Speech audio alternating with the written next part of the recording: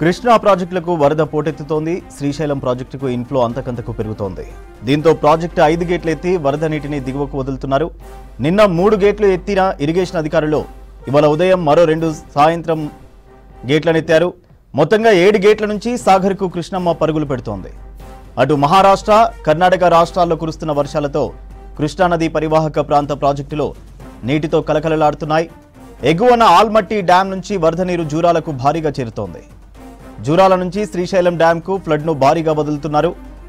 అటు శ్రీశైలం డ్యాంలో నీటి మట్టం గంటకు పెరుగుతుండటంతో అలర్ట్ అయ్యారు అధికారులు. ప్రస్తుతం శ్రీశైలం ప్రాజెక్టు 7 గేట్లను 10 అడుగుల వరకు ఎత్తారు.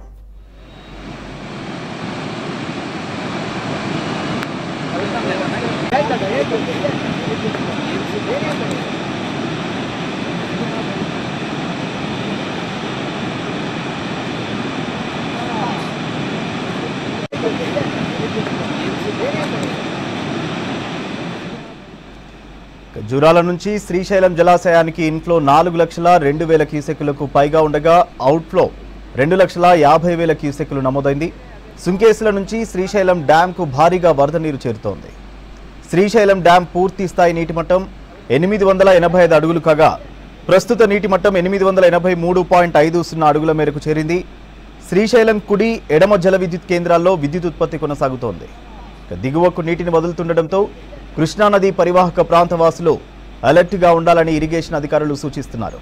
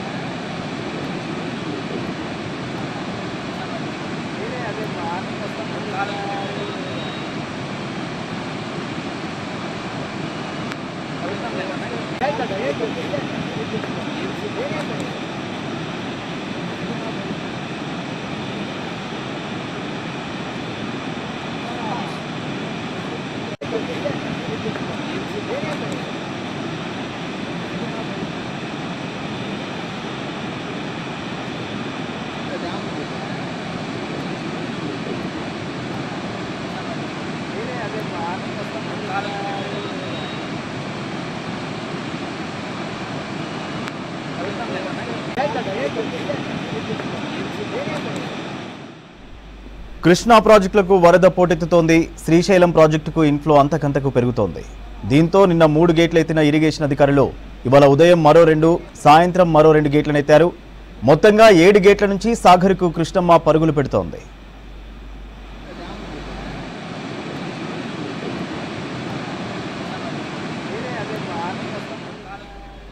మహారాష్ట్ర, కర్ణాటక రాష్ట్రాల్లో కురుస్తున్న వర్షాలతో కృష్ణానది పరివాహక ప్రాంత ప్రాజెక్టులు నీటితో కలకలలాడుతున్నాయి.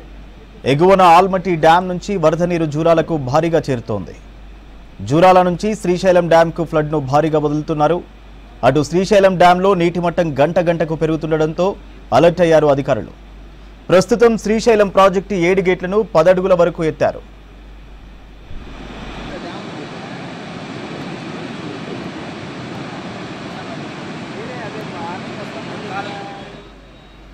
జూరాల నుంచి శ్రీశైలం జలాశయానికి ఇన్ఫ్లో 4,02,000 క్యూసెక్కులకు పైగా ఉండగా అవుట్ఫ్లో 2,50,000 క్యూసెక్కులు నమోదైంది. సుంకేసుల నుంచి శ్రీశైలం డ్యాంకు భారీగా వరద నీరు చేరుతోంది.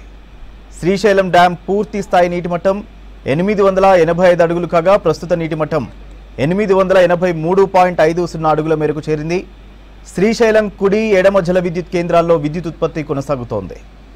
దిగువకు నీటిని వదులుతుండటంతో కృష్ణానది పరివాహక ప్రాంత వాసులు అలర్ట్గా ఉండాలని ఇరిగేషన్ అధికారులు సూచిస్తున్నారు.